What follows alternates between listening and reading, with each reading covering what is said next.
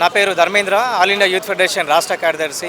Venezuela ఒక స్వతంత్ర దేశం మీద పైశాచికంగా సైనిక దాడిని, అదేవిధంగా పూర్తిగా ఈరోజు వెనిజులా దేశం మీద ఆక్రమణ పేరుతోని అక్కడ ఉన్నటువంటి చమురు నిక్షేపాలని స్వాధీనపరుచుకోవాలని, మరొక డ్రగ్స్ కోణంలో ఆ దేశం మీద, ఆ దేశ అధ్యక్షుడు అతని భార్య మీద మొన్న జరిపినటువంటి సైనిక దాడి జరిపి అరెస్టు చేయడాన్ని ఆల్ ఇండియా యూత్ ఫెడరేషన్ గా ఖండిస్తా ఉన్నాం. సో నోబెల్ శాంతి బహుమతికి అర్హుడిగా భావిస్తున్నటువంటి ట్రంప్, కానీ ఈరోజు భారత్ చైనా యుద్ధాన్ని ఆపినటువంటి ట్రంప్, రష్యా ఉక్రెయిన్ యుద్ధాన్ని ఆపినటువంటి ట్రంప్, మరి శాంతి బహుమతి కోరుతున్నటువంటి ట్రంప్, మరి ఈరోజు ఒక చిన్న దేశమైనటువంటి, ఒక సామ్యవాద పరిరక్షణ జరుగుతున్నటువంటి దేశం మీద ఎందుకు దాడి చేశారో చెప్పాల్సిన బాధ్యత ఈ ఏదైతే నోబెల్ బహుమతి కోరుతా ఉన్నాడో, దుర్మార్గంగా యుద్ధోన్మాదాన్ని ప్రేరేపిస్తున్నాడో ట్రంప్ చెప్పాల్సిన అవసరం ఉందని చెప్పి ఈ సందర్భంగా ప్రశ్నిస్తా ఉన్నాం.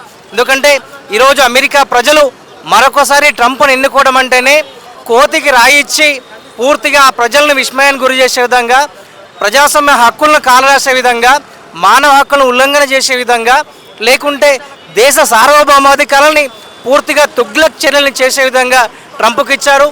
ఈరోజు ట్రంప్ కూడా టారిఫ్లు అనేటటువంటి అనేక కోణాల్లో ఇప్పటికీ అనేక దేశాలను ఇబ్బంది పెడతా ఉన్నాడు. కానీ ఈరోజు వెనిజులా లాంటి ఒక మంచి దేశంలో ఆ సుస్థిర పాలన అందిస్తున్నటువంటి, ప్రజలు అభీష్టంగా కోరినటువంటి ఆ దేశ అధ్యక్షుడు మధురోని అక్రమంగా చేతులకు బేడి వేస్తూ కళ్ళకు పూర్తిగా ఆయనని ఏ రకంగా అయితే పూర్తిగా కళ్ళద్దాలు వేసి పూర్తిగా ఈరోజు ఆయన ఫెడరల్ కోర్టులో పెడుతున్నారు. ఇది పూర్తిగా మానవ హక్కుల ఉల్లంఘనే చర్య కిందకి వస్తుందని చెప్పి మేము ఈరోజు సిపిఐ ఏవేవిగా కోరుతా ఉన్నాము.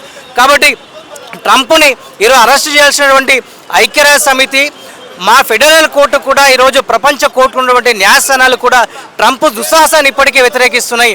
దక్షిణ కొరియా, చైనా, రష్యా ఇప్పటికే ఈ అరెస్టుని పూర్తిగా ఖండించిన నేపథ్యం ఉంది. కాబట్టి కృత్రిమంగా యుద్ధం చేయాలనేటువంటి నీచ ప్రక్రియ చేస్తున్నటువంటి ట్రంప్కి పూర్తిగా దీన్ని దురాఘాతంగా భావించాల్సిన అవసరం ఉంది. తక్షణమే మేము ఆల్ ఇండియా యూత్ ఫెడరేషన్గా కూడా ఆ దంపతులను పూర్తిగా విడుదల చేయాలని చెప్పి, ఆ దేశ ప్రజలకు కూడా తమ హక్కుల్ని పూర్తిగా ఇవ్వాలని చెప్పి, ట్రంప్ సైన్యాన్ని వెనిజులా నుంచి పూర్తిగా వెనక్కి తీసుకోవాల్సిన బాధ్యత ఉందని చెప్పి సందర్భంగా మేము డిమాండ్ చేస్తూ ఉన్నాం. ఈరోజు అమెరికా అధ్యక్షుడు తను కోరుకున్నట్టుగా ఎప్పుడు చిన్న దేశాలైనటువంటి దాంట్లో అది చమురు, ఖనిజ సంపదని ఆ దేశంలో ఉన్నటువంటి పెట్టుబడిదారులకు అప్పజెప్పడానికి దాడులు చేసి వెనిజులాపై అధ్యక్షుడిని తీసుకుపోవడం అనేటటువంటి జరిగింది. అతను ప్రెస్ కాన్ఫరెన్స్ లో ట్రంప్ చెప్తున్నటువంటిది ఏంటంటే, మా కంట్రీకి డ్రగ్స్ సప్లై చేస్తున్నాడు కాబట్టి మేము అతన్ని తీసుకొచ్చాము, అతని వల్ల ప్రపంచానికి హానికరం అని చెప్తున్నాడు. సిగ్గుండాలే ఈ ట్రంప్ అని చెప్పి అడుగుతున్నాను. గతంలో కూడా సద్దాం హుసేన్ ఇదే పద్ధతిలో జీవాయుధాలు ఉన్నాయని చెప్పి ఉరిషిట్ చేయించారు, ఇప్పటి వరకు ప్రూవ్ కాలే. అతన్ని తీసుకొచ్చింది అమెరికాలో అధ్యక్షుడిని తీసుకొచ్చి అక్కడ ఉన్నటువంటి డ్రగ్స్ కంట్రోల్ చేసేటటువంటి ఆఫీసుల్లో బంధించడం అనేటటువంటిది సిగ్గుచేటు. ప్రపంచ దేశాలన్నీ కూడా ఈరోజు ఖండిస్తూ ఒక ఉగ్రవాదిలాగా ట్రంప్ని ప్రకటించాల్సినటువంటి అవసరం ఉంది.